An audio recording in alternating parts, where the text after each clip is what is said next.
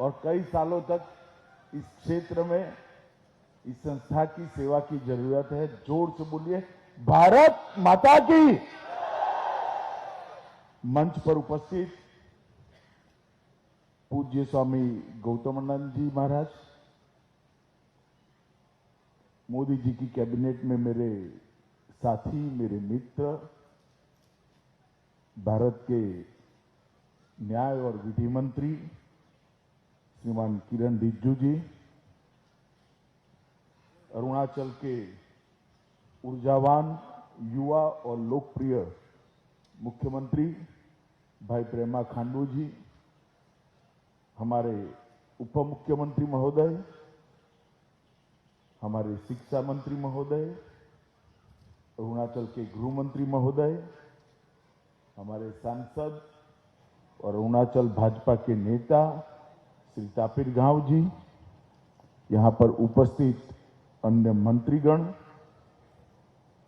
शिक्षा आयुक्त अरुणाचल प्रदेश, आज जिनके निमंत्रण पर मैं यहां आया हूं, स्वामी अच्युतानंद जी, स्वामी सर्वज्ञानंद जी, और आज इस समारोह में उपस्थित सभी सन्यासी गण को मैं प्रणाम करता हूं और उपस्थित भाइयों बहनों, आप सभी को जय हिंद कहकर मेरी बात की शुरुआत करता हूं। मैं जब भी अरुणाचल आता हूं तो हमेशा कोई सामने मिलता है और हाथ जोड़कर नमस्ते की जगह जय हिंद कहता है तो शरीर के रोंगटे खड़े हो जाते हैं। पूरे देश भर में इतनी राष्ट्रभक्ति और इतनी जागरूकता शायद मेरे अरुणाचल में ही है और कहीं पर नहीं। मित्रों, आज एक बहुत पवित्र अवसर पर मैं यहां पर आया हूं। 50 साल से यहां पर एक संस्था के अंतर्गत अनेक सन्यासियों ने इस क्षेत्र के अनेक बच्चे के जीवन को मंदिर बनाने का काम किया है। मेरे गांव में एक सन्यासी रहा करते थे। मैं बचपन में राम जी मंदिर था, वहां जाता था। वो हम बच्चों के सामने कुछ उपदेश दिया करते थे। वो हमेशा कहते थे, मंदिर बनाना बहुत बड़ी बात है, बहुत पुण्य का काम है। स्कूल बनाना इससे भी बड़ा पुण्य का काम है, मगर एक व्यक्ति को अच्छा इंसान बनाना इससे बड़ी पुण्य की बात कोई हो नहीं सकती। और 50 साल तक रामकृष्ण मठ ने एक काम, जहां पर कोई आ नहीं सकता, सोच नहीं सकता, उस जगह पर रहकर सातत्यपूर्ण तरीके से, बिना थके, बिना हारे, अक्षय ऊर्जा कहां से मिलती है मैं समझ नहीं पाता। अक्षय ऊर्जा का स्रोत शायद परमहंस रामकृष्ण से प्राप्त करते हैं, या चेतना के स्रोत, पूरे देश के लिए चेतना के स्रोत स्वामी विवेकानंद के उपदेशों से प्राप्त करते हैं। मगर अक्षय ऊर्जा के साथ 50 साल तक अक्षुण्ण रूप से इस सेवा के भाव को चालू रखने के लिए मैं रामकृष्ण मिशन के सभी सन्यासियों को करबद्ध प्रणाम कर कर मेरा धन्यवाद करना चाहता हूं। मैं यहां आया तब मुझे हेलीपैड पर लेने के लिए हमारे मुख्यमंत्री जी आए थे, किरण रिजिजू मेरे साथ थे। वो रास्ते में मुझसे बात करते थे। अरुणाचल एक दृष्टि से देखिए तो सात अर्थ में नॉर्थ ईस्ट है। नॉर्थ ईस्ट में भी नॉर्थ ईस्ट अरुणाचल है, और समग्र नॉर्थ ईस्ट के अंदर कई प्रकार की समस्याओं को हमने सालों तक झेला है। अब धीरे धीरे समस्या का निरसन भी हो रहा है, निवारण भी हो रहा है। परंतु अरुणाचल कभी भी इस समस्याओं से घिरी हुई नहीं देखा। अरुणाचल के समस्याओं को हमने कभी भी वो समस्याओं के कारण संताप में नहीं देखा है। इसका कारण 50-55 साल से रामकृष्ण मठ का यहां सेवा का यज्ञ जो चल रहा है। मेरे राज्य में भी रामकृष्ण मिशन की गतिविधियां हैं। देश के हर क्षेत्र के अंदर है, दूरदराज पहाड़ी इलाकों में है, आदिवासी क्षेत्रों में है। हर जगह जहां जहां रामकृष्ण मिशन ने काम किया, अपना मिशन लेकर पहुंचे, उन्होंने सबसे बड़ा काम किया स्थानीय संस्कृति, स्थानीय सभ्यता, स्थानीय संगीत, स्थानीय भाषा और स्वधर्म को बचाने का काम किया और उसको अक्षुण्ण रखने का काम किया। और पूरा अरुणाचल आज राष्ट्र की मुख्य धारा में है, अपनी संस्कृति को संजोए हुए, अपने संगीत को संजोए हुए, अपनी भाषा को भी बचाए हुए और स्वधर्म के मार्ग पर चल रहा है। उसका मुख्य कारण 55 साल से रामकृष्ण मठ के सन्यासियों ने यहां जो तपस्या करी है वो है। आज मैं यहां आया हूं तब लोथा खुनबाओ को और डांग वांग को भी प्रणाम कर कर मेरी बात की शुरुआत करना चाहता हूं। और उन्हीं के नाम पर एक क्षेत्र को नरोत्तम नगर से हम जानते हैं। मित्रों, अरुणाचल एक ऐसा प्रदेश है जिसने कई संकट झेले, परंतु भारत के साथ अपना आत्मीय रिश्ता हमेशा के लिए बनाए रखा है। और इसलिए जब जब भी अरुणाचल आते हैं, यहां से एक ऊर्जा और देशभक्ति के संस्कार लेकर ही वापस जाते हैं। मैं अरुणाचल की जनता को बहुत बहुत धन्यवाद देना चाहता हूं, बहुत बहुत अरुणाचल की जनता को प्रणाम करना चाहता हूं। रामकृष्ण मिशन एक परमहंस की स्मृति में एक सन्यासी ने दी हुई सबसे बड़ी गुरु दक्षिणा है। भारत में गुरु दक्षिणा की परंपरा बहुत चिर पुरातन है, मगर किसी भी शिष्य ने अपने गुरु को इतनी बड़ी गुरु दक्षिणा नहीं दी होगी जो स्वामी विवेकानंद ने रामकृष्ण मिशन की स्थापना कर कर परमहंस रामकृष्ण जी को। गुरु के संदेश को कोई चकाचौंध के बगैर त्याग, समर्पण, बलिदान और संन्यास्त भाव से पूरे देश भर के अंदर, पूरी दुनिया के अंदर पहुंचाना और सेवा और समर्पण को ही अपना धर्म समझकर आगे बढ़ना, ये शायद विवेकानंद जी के बगैर कोई नहीं। और इसीलिए अपनी मुक्ति तथा विश्व कल्याण के लिए इस सूत्र को लेकर रामकृष्ण मिशन आगे बढ़ा है। और रामकृष्ण मिशन 125 साल लगभग होने के समय पर, जहां भारत की भूमि पर सबसे पहला सूर्य का किरण पड़ता है, वो हमारे अरुणाचल में इतने दूर सुदूर क्षेत्र के अंदर शिक्षा का, व्यक्ति निर्माण का, राष्ट्र भक्ति का और संस्कृति और सधर्म के बचाव का काम लेकर इतने सालों से काम कर रहे हैं। यहाँ बहुत सारे पूर्व विद्यार्थी हैं, अनेक लोगों ने देश के निर्माण में बड़ा योगदान दिया है, मगर उनको छोटे से बच्चे से अच्छा नागरिक बनाने की यात्रा ये रामकृष्ण मिशन के इस मठ के कारण, रामकृष्ण मिशन के ये मिशन के कारण आज हुई। रामकृष्ण मिशन से हमारे देश के यशस्वी प्रधानमंत्री मोदी जी का भी काफी जुड़ाव रहा। मैं इसमें जाना नहीं चाहता, परंतु मैं इतना ही कहना चाहता हूं कि अनेक रोगियों की सारवार करते करते, अनेक विद्यार्थियों के जीवन को घड़ते घड़ते, अनेक प्रकार की कुरीतियों से समाज को बचाते बचाते और समाज की आंतरिक चेतना जो हमारी संस्कृति होती है, इस पर की कितने प्रकार के आक्रमण को रोकते रोकते आज रामकृष्ण मिशन ने एक पुण्य का बहुत बड़ा लोक अर्जित किया है और पूरा देश ये पुण्य के लोक को प्रणाम करता है। और आज मैं भी यहाँ पर एक चिट्ठी मुझे लिखी थी अच्युतानंद जी ने, मैंने तुरंत ही प्रेमा खांडू को फोन कर दिया था कि मैं आऊंगा।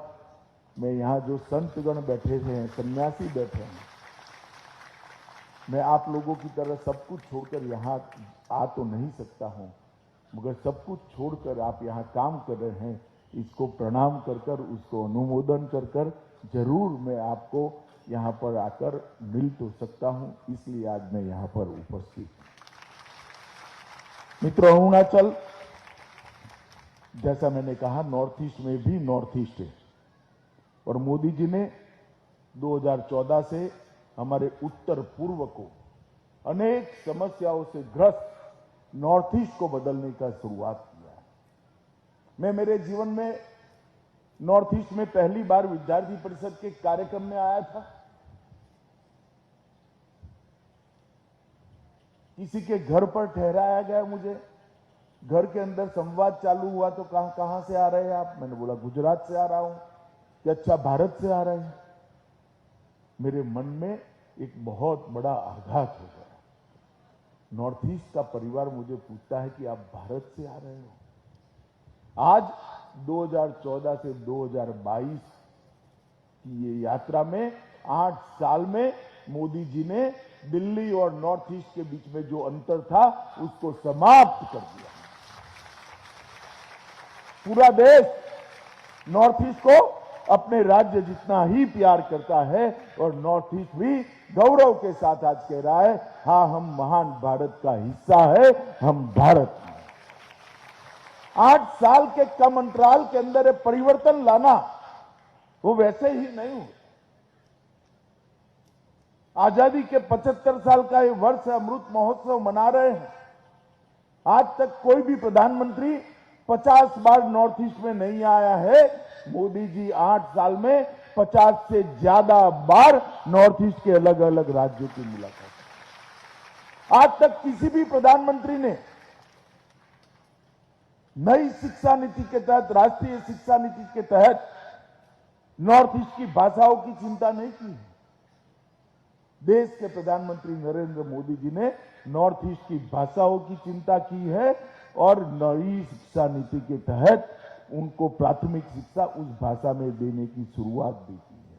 पेमा खांडू जी भी अरुणाचल की भाषाओं को संभालने के लिए काफी काम कर रहे हैं। हर प्रकार से, चाहे मन से नॉर्थ ईस्ट के लोगों को भारत के बाकी हिस्से से जोड़ना हो, चाहे एयर कनेक्टिविटी से जोड़ना हो, चाहे रेल कनेक्टिविटी से जोड़ना हो, चाहे रोड कनेक्टिविटी से जोड़ना हो, हजारों लाखों करोड़ के इंफ्रास्ट्रक्चर प्रोजेक्ट नॉर्थ ईस्ट के लिए देकर इस हिस्से को भारत के साथ एक आत्मीय लगाव खड़ा करने का काम देश के प्रधानमंत्री नरेंद्र मोदी जी ने किया है। मित्रों, मैं पहले पूरे नॉर्थ ईस्ट का दौरा पार्टी का अध्यक्ष था, भारतीय जनता पार्टी का, तब मैंने किया था। तब भी नॉर्थ ईस्ट को काफी अच्छे से जानने का प्रयास किया। जब गृह मंत्री बना तो नॉर्थ ईस्ट मेरे डिपार्टमेंट के अंदर ही आ गया। अनेक प्रकार के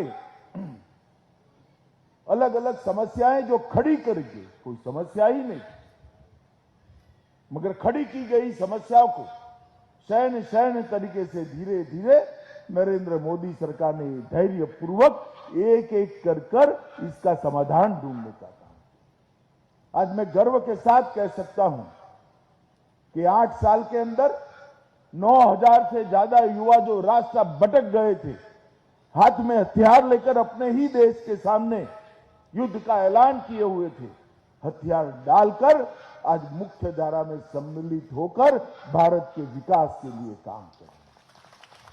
हमारा मणिपुर बंद और ब्लॉकेड के कारण 365 में से 200 दिन गतिविधियां बंद रहती थी। वहां पर आज 5 साल हमारी सरकार को हो गए, छठा साल चल रहा है। 6 साल में ना एक भी बंद हुआ है, ना ब्लॉकेड हुआ। बोडोलैंड की समस्या को इतने सालों के बाद सरलता से सुलझाने का काम देश के प्रधानमंत्री नरेंद्र मोदी जी ने किया। त्रिपुरा के हथियारी ग्रुपों को हथियार डलवाने का काम नरेंद्र मोदी जी की सरकार ने किया।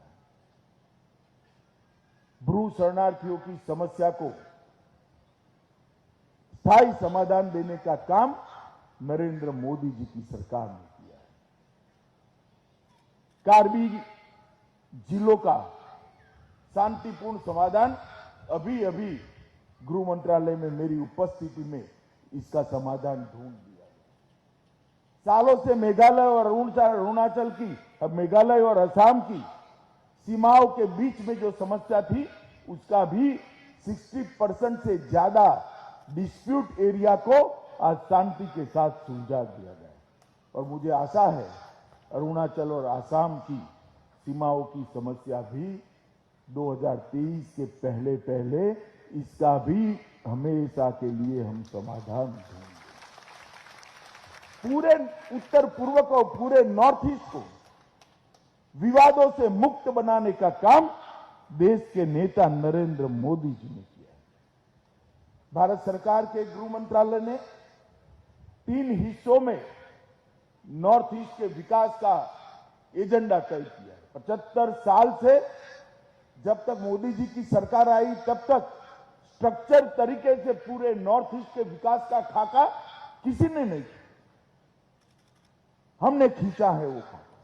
सबसे पहला हमारा उद्देश्य है बोलियां, भाषाएं, नृत्य, संगीत और खान पान की परंपरा को न केवल बचाना, उसको समृद्ध कर कर पूरे देश भर में उसको गौरव दिलाने का काम ये भारतीय जनता पार्टी की नरेंद्र मोदी सरकार। दूसरा काम, सारे विवादों को समाप्त कर कर नॉर्थ ईस्ट के युवाओं को एक ऐसा प्लेटफॉर्म देना जिस प्लेटफॉर्म पर, जिस मंच पर खड़ा रहकर विश्व के युवाओं के साथ मेरे नॉर्थ ईस्ट का युवा स्पर्धा कर पाए। इस प्रकार का विवाद मुक्त, शांति युक्त, उग्रवाद मुक्त, हथियार मुक्त नॉर्थ ईस्ट की रचना करना ये हमारा लक्ष्य है। और तीसरा हमारा लक्ष्य है कि उत्तर पूर्व के सभी राज्यों को, 8 राज्यों को देश के सबसे विकसित राज्यों की सूची में सबसे ऊपर ले जाने का लक्ष्य रखकर आगे बढ़े। ये तीनों काम, ये तीनों पहलू पर भारत सरकार का गृह मंत्रालय विचार कर रहे हैं। मित्रों, मोदी जी ने आजादी के 75वें साल में नई शिक्षा नीति, हमारी राष्ट्रीय शिक्षा नीति को घोषित किया है। भारतीय जीवन मूल्यों के आधार पर शिक्षा पद्धति कैसी हो, भारतीय जीवन मूल्यों का गौरव गान करने वाली शिक्षा नीति कैसी हो, इसके साथ इनोवेशन और साइंटिफिक अप्रोच वाली शिक्षा नीति कैसी हो, कोडिंग और आर्टिफिशियल इंटेलिजेंस से युक्त शिक्षा नीति कैसी हो, इसका संपूर्ण खाका आज देश के सामने रख दिया गया है। और मित्रों, विवेकानंद जी ने एक वाक्य कहा था, शिक्षा मनुष्य में पहले से विद्यमान उत्कृष्ट तक की अभिव्यक्ति का रास्ता है। ईश्वर ने हमारे अंदर अनेक प्रकार की शक्तियां रखी हुई हैं। वो शक्तियों को बाहर लाना, इस शक्तियों को एक रास्ता दिखाना और वो शक्तियों को बाहर लाकर मनुष्य को उत्कृष्ट जगह पे पहुंचाना, वो शिक्षा का उद्देश्य हो। और मैं धड़ल्ले से, विश्वास से कह सकता हूं, नरेंद्र मोदी जी जो शिक्षा नीति लाए हैं वो विवेकानंद जी के बताए हुए शिक्षा की व्याख्या के अनुरूप शिक्षा नीति है। विवेकानंद जी ने कहा था, शिक्षा आम जन को, शिक्षा व्यक्ति को जीवन के संघर्ष के लिए समर्थवान नहीं बनाती है तो वो शिक्षा नहीं है। शिक्षा अगर चरित्र निर्माण नहीं करती है तो वो शिक्षा नहीं है। परोपकार का भाव अगर शिक्षा के बाद नहीं आता है तो वो शिक्षा नहीं है। सिंह जैसा साहस शिक्षित व्यक्ति में निर्मित नहीं होता है तो वो शिक्षा नहीं है। और ऐसी शिक्षा जो ये चारों चीजों को नहीं करती है वो शिक्षित कहलाने के योग्य नहीं है। शिक्षा मनुष्य को अपने पैरों पर खड़ा होने के लायक बनाए है, उसी का नाम शिक्षा है। और ये नई शिक्षा नीति जो हमारी आई है 2020 की, मैं आप सभी को आश्वस्त करना चाहता हूं, इसका अगर आप तय से अभ्यास करेंगे तो ये नई शिक्षा नीति विवेकानंद की बताई हुई सभी व्याख्याओं की पूर्तता के लिए हम काम कर सकते हैं। 21वीं सदी ज्ञान की सदी है। भारत के युवाओं को 21वीं सदी के विश्व के अनुरूप बनाना, विश्व के युवाओं की स्पर्धा में भारत का युवा उन्नत मस्तक के साथ खड़ा रहे, इनसे स्पर्धा करे और विजयी होकर आए, इस प्रकार के युवा बनाना इस शिक्षा नीति का हमारा उद्देश्य है। मित्रों, आज थोड़ा देरी से आने के लिए मैं क्षमा प्रार्थी हूं। मौसम भी ठीक नहीं था, थोड़ा घर से चलने में भी 20 मिनट का देरी हो गया, परंतु आज ये इतने दूर दिल्ली से, मेरे गुरु प्रदेश से तो हजारों किलोमीटर दूर, यहाँ पर घने जंगलों के अंदर इस खूबसूरत वादियों के बीच में यहाँ बैठकर तपस्या कर रहे सभी संतों को मिलकर और एक 50 साल से व्यक्ति निर्माण में जुटी हुई संस्था के कार्यक्रम में हिस्सा लेकर मैं अपने आप को गौरवान्वित महसूस करता हूं और बहुत बहुत हर्ष और आनंद का भी अनुभव करता हूं। अंत में मैं इतना ही कहना चाहता हूं, रामकृष्ण मिशन के उपाध्यक्ष महोदय गौतमानंद जी यहाँ पर बैठे हैं, चाहे भारत सरकार हो चाहे अरुणाचल सरकार हो, दोनों की ओर से मैं इतना कहना चाहता हूं, आप जो काम कर रहे हैं वो देश का ही काम है, समाज का ही काम है, दुनिया का ही काम है। जहां पर भी सरकार की आपको जरूरत पड़े, सरकार सदैव मदद करने के लिए तत्पर रहेगी। इतनी बात कर मेरी वाणी को विराम देता हूं। वंदे मातरम।